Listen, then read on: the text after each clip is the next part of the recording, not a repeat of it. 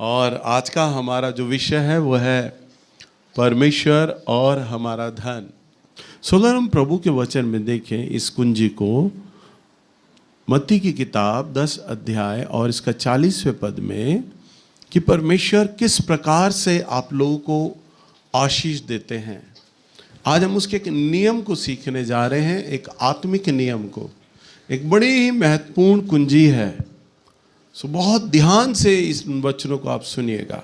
जो तुम्हें ग्रहण करता है वह मुझे ग्रहण करता है, और जो मुझे ग्रहण करता है वह मेरे भेजने वाले को ग्रहण करता है। हाँ, सुने ध्यान से। प्रभु यीशु मसीह ने ये बात अपने दास दासियों के विषय में बोला है, जो उसके चुने हुए लोग हैं उनके विषय में बोला है। प्रभु ने कहा, जो तुम्हें ग्रहण करता है, जो तुम्हें ग्रहण करता है, प्रभु यीशु ने कहा, वह मुझे ग्रहण करता है, और जो मुझे ग्रहण करता है वह मेरे भेजने वाले को ग्रहण करता है। हालेलुया। सो उदाहरण के लिए इस समय मैं प्रभु का वचन प्रचार कर रहा हूं आप लोगों के आगे। तो अगर आप मुझे ग्रहण करते हैं तो आप प्रभु यीशु को ग्रहण करते हैं, और अगर आप प्रभु यीशु को ग्रहण करते हैं तो परमेश्वर को ग्रहण करते हैं। जो भविष्यवक्ता को भविष्यवक्ता जानकर ग्रहण करे वह भविष्यवक्ता का बदला पाएगा। जो धर्मी को धर्मी जानकर ग्रहण करे वह धर्मी का बदला पाएगा। 42 पद। जो कोई इन छोटों में से एक को मेरा चेला जानकर केवल एक कटोरा ठंडा पानी पिलाए, मैं तुमसे सच कहता हूँ कि वह किसी रीति से अपना प्रतिफल ना खोएगा। देखो, बड़ी महत्वपूर्ण बात है, और इन वचनों को मैं अपने अनुभव में 32 साल से देख रहा हूँ। प्रभु का वचन कहता है, जो तुम्हें ग्रहण करता है वह मेरे भेजने वाले को ग्रहण करता है। सुने ध्यान से। उदाहरण के तौर पर, अगर आपके दरवाजे पर सैमसंग कंपनी का एक रिप्रेजेंटेटिव आ जाए, एक सेल्समैन आ जाए, और आपको वो मोबाइल बेच रहा हो, सैमसंग की वॉशिंग मशीन दिखा रहा हो, और तमाम सैमसंग कंपनी से जुड़ी टीवी वगैरह, फ्रिज, सब चीज़ें दिखाए, उसके बाद से बुक हो, कैटलॉग हो, और आपको दिखाए कि जनाब आप इसमें से कुछ भी चीज़ लीजिए, आपको इतना % छूट मिल जाएगा और आप ले सकते हैं। और आपको मालूम है, जब आप सैमसंग कंपनी का बर्थडे को देखते हैं, उसका ID कार्ड देखते हैं, और जो उसने शर्ट पहना हुआ उस पर सैमसंग कंपनी लिखा है, और जो उसके पास जितना भी मटेरियल है, जो बुक है, कैटलॉग है, वो भी सैमसंग कंपनी का है, तब आप वो सारी चीज़ें देखते हैं, और आप एक टीवी को देखते हैं, हाँ ये टीवी 40,000 का, ये मुझे लेना है। तो आप, वो कहता है कि आपको इतना पैसा देना होगा, और आप बिना कोई जांच पड़ताल करे, बिना कोई दुकान या शोरूम में गए, आप दरवाजे पे उस व्यक्ति को पैसा दे देते हैं, और वो कहता है कि अभी कुछ ही देर में आपको सैमसंग कंपनी की तरफ से टीवी आ जाएगा, आपका इतना इतना 2 साल का गारंटी है, ये सारी चीज़ें जो भी बेनिफिट है वो आपको बता के चला जाता है। और होता भी यही है, 1-1.5 घंटे के बाद आपके घर पर वो आ जाता है टीवी। तो आप विचार करें, सैमसंग कंपनी जो पूरा एक बड़ा एम्पायर है, उठकर आपके दरवाजे नहीं आया, परंतु उस कंपनी की ओर से एक प्रतिनिधि आया, एक सेल्समैन आया, और वो आकर कंपनी के तमाम बेनिफिट, तमाम प्रोडक्ट, तमाम चीज़ों की जानकारी वो आपको बता रहा है।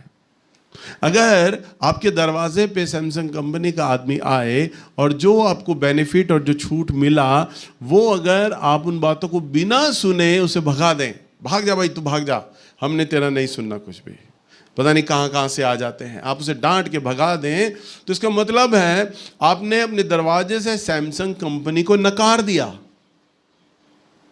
समझ पा रहे हैं? आपने नकार दिया।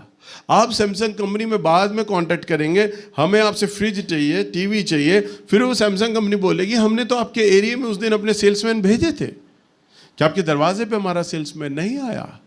ये जो ऑफर मिल रहे थे, ये जो छूट मिल रही थी ना 40% की, वो तो हमारे सेल्समैन ने आपके दरवाजे पर आया होगा छूट देने के लिए, पर आपने उसे नहीं लिया। आप कहेंगे अरे यार आया तो था, पर हम सोचे कोई चोर उचक्का होगा, हमने भगा दिया।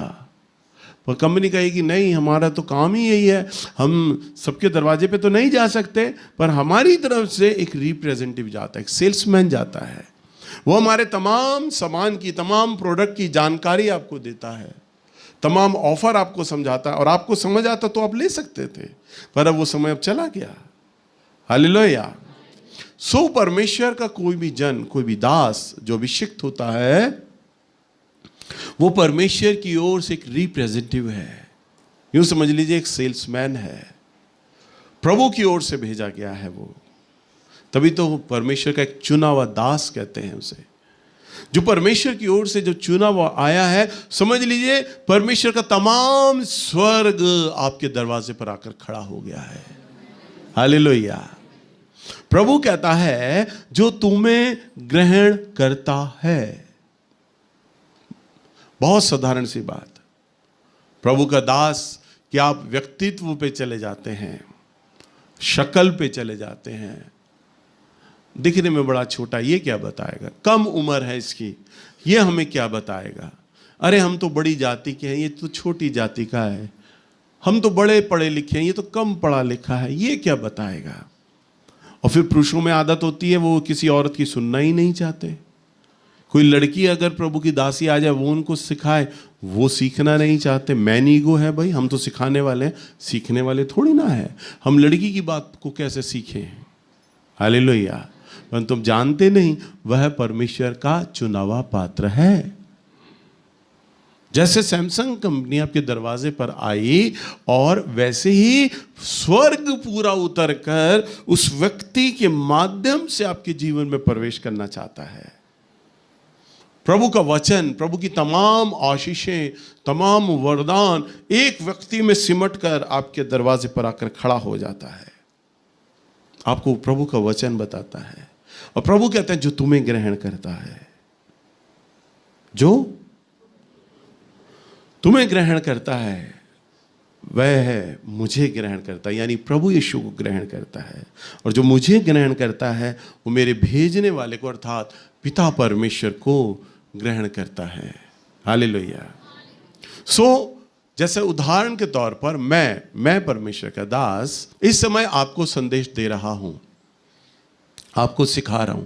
आप प्रभु से चाहे कितना ही प्यार करें, कितना ही आप उसकी सेवा करें, कुछ भी करें, पर आप इस स्थान पर बैठे हैं और मैं इस समय जब संदेश दे रहा हूं ना, तो संभव है कुछ लोगों के मन में मुझे लेके गुस्सा होगा, शिकायत होगी, बातें होंगी, कड़वाहट होगी, तो वो मेरे संदेश पर है ना मन नहीं लगाएंगे, सुनेंगे नहीं। क्यों नहीं सुनेंगे? क्योंकि उनके मन में तो मेरे प्रति गुस्सा है। आप आ तो गए हैं चर्च में प्रभु के नाम के बारे, हम तो भाई चर्च जा रहे हैं, अब किसी आदमी का मुंह नहीं देखते, हम तो सिर्फ परमेश्वर का मुंह देखते हैं, और हम तो परमेश्वर के लिए आए हैं। हम अपने पादरी के लिए, अपने याजक के लिए, हम अपने दीदी भैया के लिए नहीं देखते, हम तो बस प्रभु के लिए आए हैं। और ये सोचकर आप आए, परंतु परमेश्वर ने तो उसे एक अपना रिप्रेजेंटेटिव के रूप में चुना है। वो एक सेल्समैन है प्रभु का, वो आपके आगे खड़ा है, और जब वो संदेश दे रहा है तो आपके मन में जो शिकायतें हैं ना, उसके प्रति आपने उस संदेश को ग्रहण नहीं किया। आप आ तो गए प्रभु यीशु मसीह को सुनने के लिए, उसकी आराधना को करने के लिए, पर दूसरे रूप से आप उसे ग्रहण नहीं कर रहे हैं। और जब आप प्रभु यीशु मसीह को ग्रहण नहीं कर रहे तो आप पिता परमेश्वर को भी ग्रहण नहीं कर रहे। सो जब तक आपके मन में मुझे लेके या अपने स्थानीय प्रचारक के प्रति जब तक आपके हृदय में शिकायतें, जितने दिन, चाहे वो 3 महीना हो, 6 महीना हो, 1 साल हो, जब तक आपने ग्रहण नहीं किया तब तक आप प्रभु यीशु को ग्रहण नहीं कर पाए और पिता परमेश्वर को ग्रहण नहीं कर पाए। ये बहुत सीक्रेट है। प्रभु आपको चाहकर भी उन्नत नहीं कर पाएंगे। तो अगर आपके मन में परमेश्वर के दास के प्रति या दासी के प्रति आपके मन में शिकायतें हैं और आपको 3 महीना चर्च आते हुए हो गया और वो शिकायतें बनी हुई हैं, तब तक उन 3 महीनों में आप प्रभु से कुछ भी हासिल नहीं कर सकते। नई चीज, ध्यान से सुनिएगा, आपका तरक्की, आपका अभिषेक, आपकी उन्नति थम जाएंगी, रुक जाएंगी, क्योंकि वचन में बहुत गहरी बात लिखा है, जो तुम्हें ग्रहण करता है वो मेरे भेजने वाले को ग्रहण करता है, और जो मेरे भेजने वाले को ग्रहण करता है वो पिता परमेश्वर को ग्रहण करता है। तो आप चाहे उतने दिन कितनी प्रार्थना करते रहिए, कितने उपवास करते रहिए, प्रभु आपकी एक भी नहीं सुनने वाले, क्योंकि परमेश्वर ने अपने दास को चुना है आप तक उन तमाम चीजों को पहुंचाने के लिए। आप बाईपास भी नहीं कर सकते। कोई बात नहीं, हम प्रभु के दास को नहीं जानते, परंतु हम तो प्रभु को तो जानते हैं ना। हम डायरेक्ट प्रभु से मिल लेंगे, हम डायरेक्ट प्रार्थना करेंगे, उपवास करेंगे, प्रभु हमें बढ़ा देंगे। परंतु नहीं, प्रभु का तो वचन एक मैथमेटिक के तरह है, गणित की तरह है। जो बोलता है वो बोलता है, उसका उत्तर और आता ही नहीं है। 2 का 2 4 ही बनेगा, 5 कभी नहीं बनने वाला, 3 कभी नहीं बनने वाला। तो जो उसका गणित है वो गणित है। प्रभु ने तो अपने वचन में जो बोल दिया सो बोल दिया। वो कहता है, और जो 41वां पद, जो भविष्यवक्ता को भविष्यवक्ता जानकर। प्रभु की 5 बुलाहटें हैं, सुने ध्यान से। प्रभु की 5 बुलाहटें हैं। जैसे उदाहरण के तौर पर मैं आपको 5 उंगलियों से सिखाता हूं। ये वाला प्रेरित, ये अंगूठा क्या होता है? प्रेरित होता है। और ये उंगली, ये सामने देखो उंगली आ गई, ये क्या दिखाता है? दोष दिखाता है, कमी बता रहा है ना। तो ये भविष्यवक्ता है, वो कमियां बताता है, भविष्यवक्ता। ये लंबी उंगली, ये वाली, ये बड़ी लंबी उंगली है, पर है किसी काम की नहीं, इतनी सबसे लंबी उंगली, ये प्रचारक है। और ये वाली, इसमें शादी का अंगूठी पहना जाता है, ये पास्टर होता है। पास्टर की 2 शादियां होती हैं, पता है? एक तो लड़की से होती है और दूसरी कलीसिया से। हालेलुया, वो दोनों का पति होता है। हमारा प्रभु यीशु मसीह तो महायाजक है, तभी तो कलीसिया को दुल्हन कहा गया है। हालेलुया। तो ये याजक है और ये शिक्षक, परमेश्वर के वचन की बड़ी बड़ी गूढ़ बातों को प्रकट रूप में लाकर हमारे सामने रखना, शिक्षक है ये। तो ये 5 प्रकार की बुलाहट है। परंतु अभी आप नए लोग हैं तो आप इस बातों को नहीं सीखेंगे।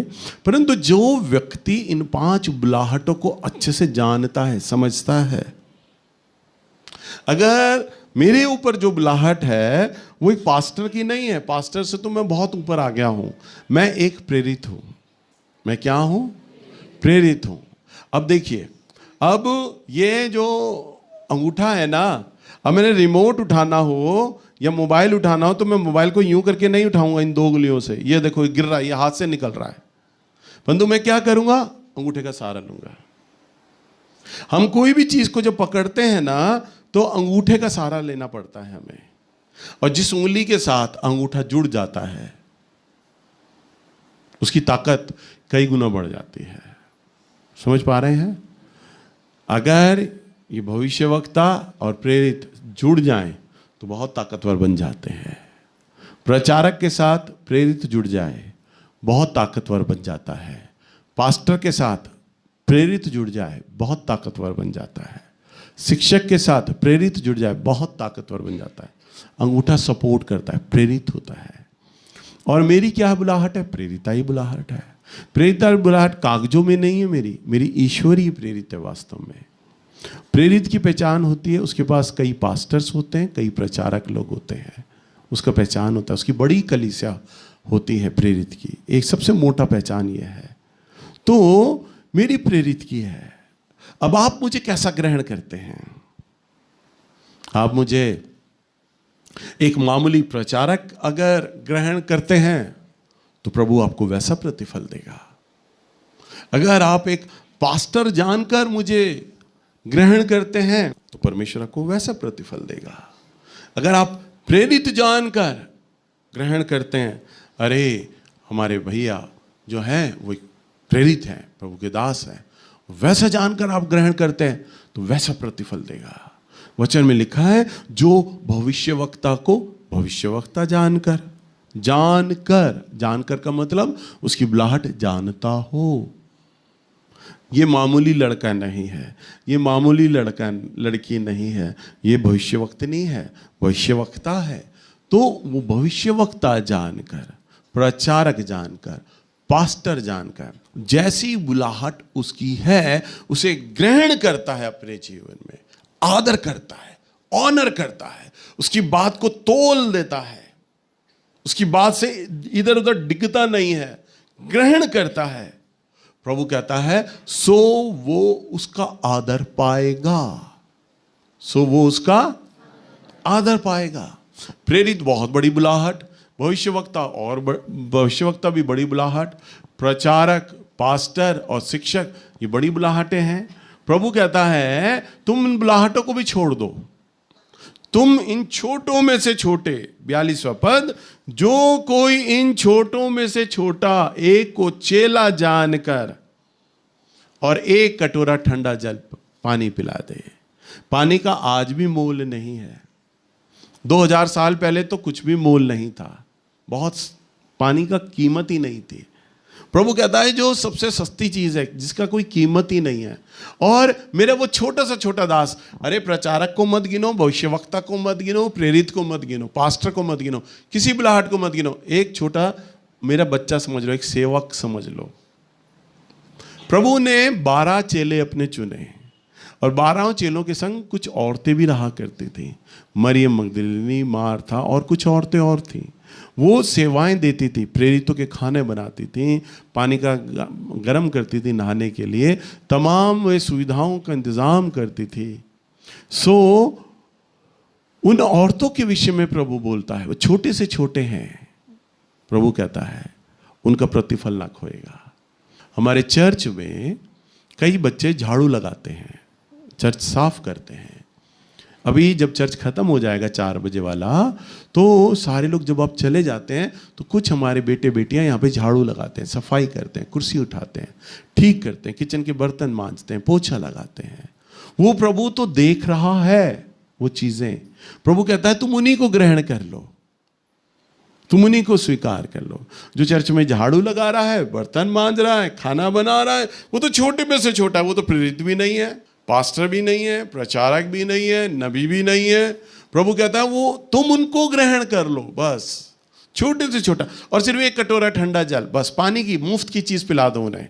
प्रभु कहता है मैं कहता हूं तुमसे सच सच कहता हूं। प्रभु सच सच कहने का मतलब है मैं वायदा कर रहा हूं तुमसे। जैसे हम कहते हैं ना मैं तेरी कसम खाता हूं, तो प्रभु कसम खाने की जगह परमेश्वर तो सदा सच ही बोलता है, पर वो सच को 2 बार बोलता है। मैं तुमसे सच सच कहता हूं वह अपना प्रतिफल किसी रीति से न गवाएगा। हालेलुया। जो प्रभु के नाम से आपके घर में आ गया, मैं तुमसे सच सच कहता हूं वह अपना प्रतिफल किसी रीति से न गवाएगा। तो अगर आप प्रभु के दास के प्रति अगर प्रेम दिखलाते हैं, मैंने मुखर्जी नगर में एक चंगाई सभा करी, और मुखर्जी नगर जहां आज वजीराबाद का चौक है, जहां पर पहले वहां झोपड़पट्टी होती थी, और झोपड़पट्टी में झारखंड के लोग वहां रहते थे, सारे झारखंड के लोग, और उनमें से ज़्यादा 80% झारखंड के जो लोग थे ना वो मसीह थे, सब वो मेन लाइन चर्च के मेंबर थे, लूथरन चर्च जाते थे। तो उनमें से कुछ लोग मेरी चंगाई सभा में आए थे, तो उन लोगों ने, वहाँ की जो मुखिया थी, लेडी थी, वो भी आई हुई थी मेरी चंगाई सभा में। तो उसने बहुत सी चंगाइयों को होते हुए देखा। उसने, तब मैं एक मामूली प्रचारक था, मेरी कोई सेवा नहीं, मैं बिशप नहीं, डॉक्टर नहीं, पास्टर नहीं, पास्टर भी नहीं था, मामूली प्रचारक था, पर चंगाई सभा करी थी, प्रभु ने मुझे बोला था। तो पर उसकी दृष्टि में मैं एक बड़ा प्रभु का दास था।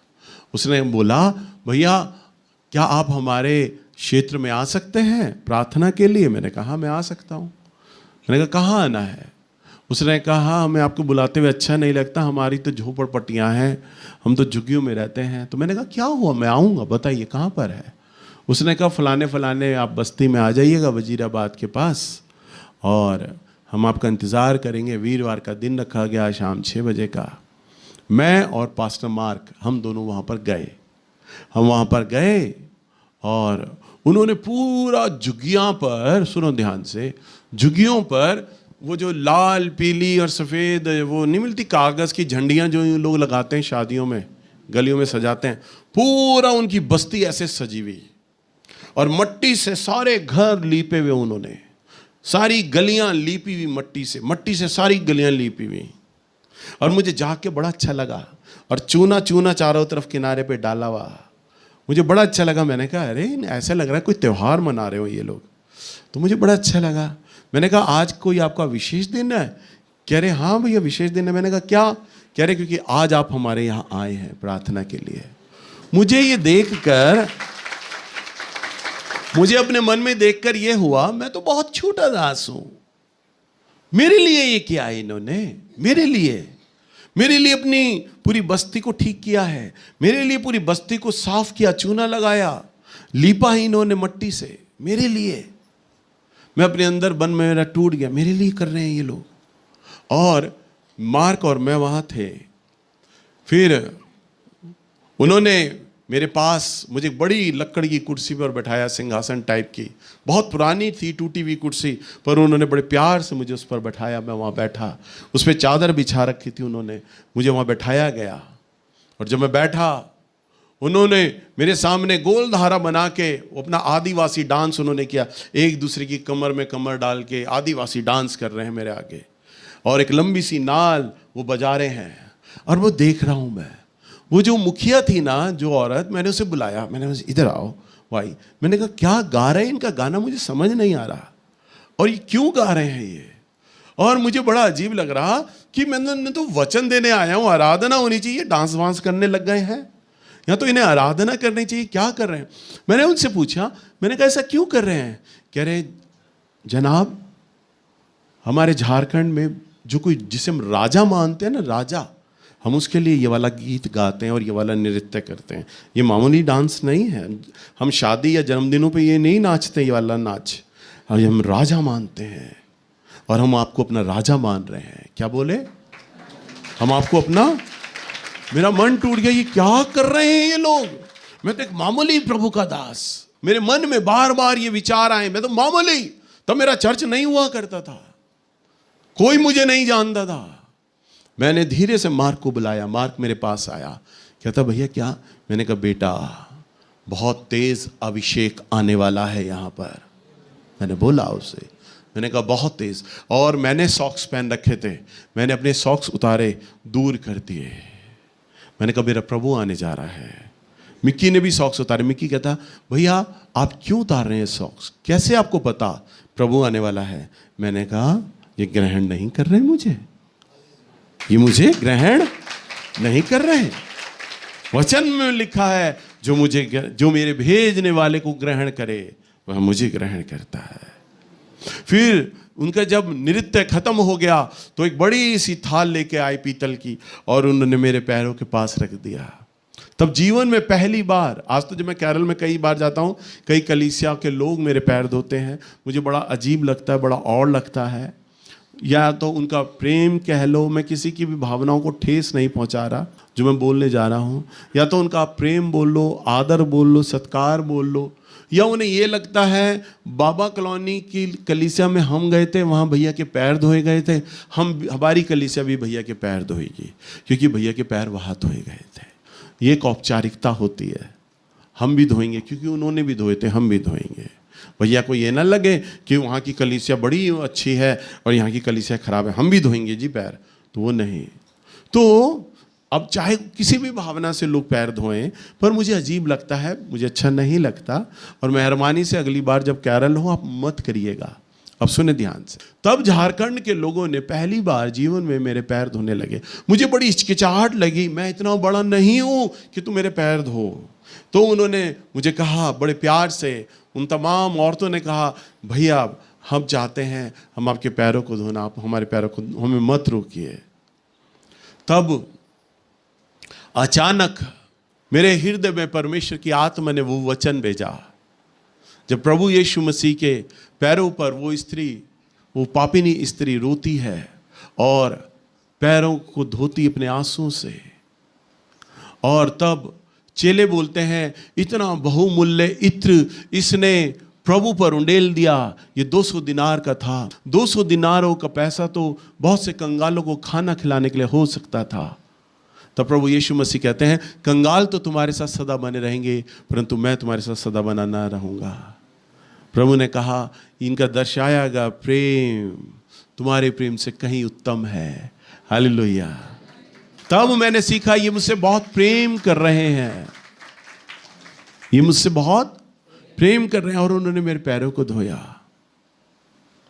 और उसके बाद सीधा आराधना नहीं हुई, कुछ नहीं हुआ। मेरा मन हुआ मैं इनके लिए कुछ आशीष दूं, मेरा मन हुआ हृदय से मैंने कुछ आशीष दे के जाऊं। इतना कुछ कर रहे हैं मेरे लिए, अपना इतना प्यार जता रहे हैं। और मैं खड़ा हुआ और खड़ा होके मैंने बस प्रभु को ये बोला, प्रभु जी मैं आपके चरणों में आता हूं, यहाँ के लोगों को देता हूं। और मैं घुटनों पर आ गया और मैं रो पड़ा। और वे तमाम लोग भी दरियों पर बैठे हुए थे, औंधे मुंह बल गिर गए और सभी लोग रोने लग गए। रोना रोना रोना, पूरे उस झुंड में करीब 250 पौने 300 लोग रहे थे। वो सभी रोना रोना रोना रोना चलता रहा, रोना चलता रहा। हम रो रहे हैं और वो तमाम भाई लोग रो रहे हैं जो खैनियां खाते हैं, गुटखा खाते हैं, सिगरेटें पीते हैं, जेब से सिगरेटें निकाल रहे हैं और तोड़ तोड़ के फेंक रहे और रो रहे, प्रभु हमें क्षमा कर दे, हमें क्षमा कर दे, हमने सिगरेटें पी। तंबाकू की डिब्बियां निकाल निकाल के फेंक रहे हैं, गुस्से में फेंक रहे हैं, पता नहीं हम क्या अपनी जेब में लिए फिर रहे थे। और वे अपनी सारी गलतियों को प्रभु के आगे मांग रहे। उद्धार उतर आया उधर। कोई आराधना नहीं, प्रार्थना नहीं, कोई वचन नहीं, कुछ भी नहीं। प्रभु की उपस्थिति उतर आई, मेरा प्रभु यीशु उतर आया। प्रभु ने कहा जो तुम्हें ग्रहण करता है वो मेरे भेजने वाले को ग्रहण करता है। मेरे प्रभु यीशु उतर आए, पिता पुत्र पवित्र आत्मा उतर आए, स्वर्गदूत अनगिनत उतर आए। लोगों के मन फट गए। मैंने ऐसा कुछ नहीं बोला उनको कि तुम रो, मैंने एक भी नहीं बोला। मैंने एक शब्द नहीं बोला कि अपने पापों को अंगीकार करो, मान लो। मैंने एक शब्द नहीं बोला। मैंने कहा प्रभु मैं लोगों को आपके हाथों में देता हूं, बस। और लोग विलाप करने लग गए, मैं रो रहा हूं, मिक्की रो रहा है। और हमें 1.5 घंटा हो गया रोते हुए रोते हुए रोते हुए। और वो उद्धार उद्धार उद्धार, और प्रभु उनके अपने लहू से धो रहा है। अगली हफ्ते हम फिर वीरवार गए, मैं और मार्क, हमें फिर बुलाया गया। मैं और मार्क जब गए, वहां की सारी औरतें बड़ी खुश होकर बता रही, मेरे पति इतने दिनों से शराब पीते थे, इतने सालों से कच्ची दारू पीते थे, उन्होंने शराब छोड़ दी है। मेरा लड़का गांजा पीता था, उसने गांजा छोड़ दिया है। फलाना ये नशा करता था, नशा छोड़ दिया है। वहां पे अब जाते थे तो मिक्की और मैं जब जाते थे, झुग्गियों के लड़के वहां ताश पीट रहे होते थे, हमें देखते वो ताश छोड़ के भाग जाया करते थे। उन्होंने कहा हमारे बच्चों ने ताश खेलना भी बंद कर दिया है। मन परिवर्तन आ गया पूरी बस्ती में। जीवन, आज तक हमारे क्षेत्रों में वो चीजें नहीं आई, कभी भी किसी क्षेत्र में वो चीजें नहीं आई, क्योंकि किसी भी क्षेत्र ने प्रभु के दास को ऐसा ग्रहण ही नहीं किया जो तुम्हें ग्रहण करता है। वो प्रभु यीशु ने कहा मुझे ग्रहण करता है, जो मुझे ग्रहण करता है वो मेरे भेजने वाले को ग्रहण करता है। आप कैसे प्रभु के दास को आदर दे रहे हैं, कैसे रिसीव कर रहे हैं। मैंने अपनी कलीसियाओं में, अपने जीवन में मैंने कई बार देखा है किस व्यक्ति ने मेरा कैसा ऑनर किया है, कैसे वो मुझे ग्रहण कर रहा है। वो चाहे मेरे को मामूली चाय पिलाए, खाना खिलाए, कुछ भी मेरे साथ सलूक करे, क्योंकि अब मुझे मेरे जीवन में बहुत से मैंने अपमान सहे और बहुत से आदर सहे। मुझे आदत सी हो गई है, तो लोगों का नेचर है, लोग करते हैं। परंतु मुझे खुशी तब हो रही होती है कि जो व्यक्ति बड़े मन से आदर कर रहा होता है, वो लालच नहीं कर रहा होता। और मैं जानता हूं अब प्रभु उसके जीवन को बदलने जा रहा है। हालेलुया। सच में जो छोटे से छोटे को जानकर, तो मैं एक पास्टर नहीं था, बिशप नहीं था, मेरा चर्च नहीं था, मैं एक मामूली प्रचारक था, साइकिलों पे जाता था, पर्चे बांट कर जाता था। तब तो प्रभु ने मुझे मुखर्जी नगर में एक चंगाई सभा को करने के लिए कहा था, और सभा को देखकर उन्होंने मुझे इनवाइट किया था। इस तरह से मेरे रास्ते खुले थे अलग अलग क्षेत्रों में जाकर प्रचार करने का।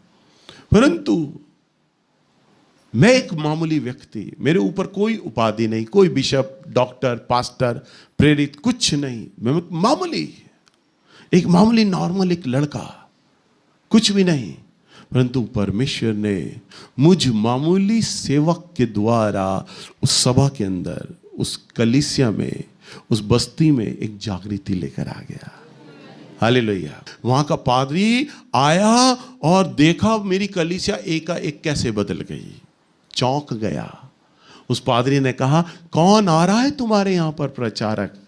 किस प्रचारक के आने से तुम एकदम बदल गए हो? मैं भी वही प्रचारक हूं। आज तो मेरा अभिषेक कई ज्यादा गाढ़ा हो गया है, मैं एक मामूली प्रचारक हूं। परंतु प्रभु ने ये कैसे कर दिया मुझे समझ नहीं आता। मुझे सिर्फ एक कुंजी समझ आती है, जो मेरे भेजने वाले को ग्रहण करता है। आशीष पाना केवल आपके ऊपर निर्भर करता है, केवल आपके ऊपर। आप कैसे एक प्रभु के दास को आदर देते हैं। आपके स्थानीय प्रचारक, जो भी दीदी भैया आते हैं, आप उनको कैसे ग्रहण करते अपने जीवन में, कैसे उन्हें ऑनर देते हैं। जब आप उन्हें हृदय से ग्रहण करेंगे, आप ये नियम बना लें, ये कानून बना लें कि आप प्रभु के दास को इज्जत देंगे, आप प्रभु के दास का ऑनर करेंगे, उसकी इज्जत करेंगे। जब आप प्रभु के दास की इज्जत करेंगे तो परमेश्वर को आशीष पाएंगे। परमेश्वर स्वर्ग छोड़ के आपके पास आएगा आपको आशीष देने के लिए। हालेलुया।